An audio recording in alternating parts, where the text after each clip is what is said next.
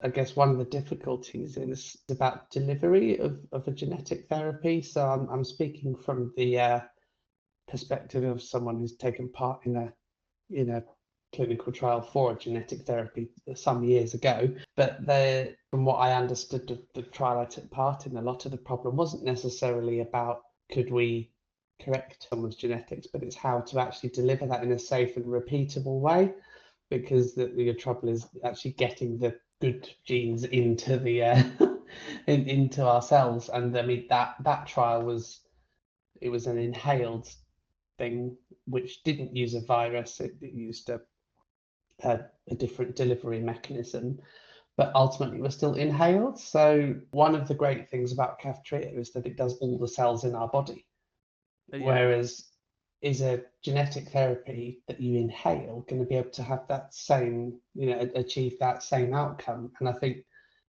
as well as just where it's delivered, the fact that Kaftrio is just tablets. I mean, we're all pretty good at taking tablets, whereas if I was told, oh, maybe you want to try this genetic therapy, you'd have to go back to doing a nebulizer 2 times a day. And be like, don't care. I like to not have to do a nebulizer. The amount better that treatment would have to be for me to commit to going back to doing nebulizers is large.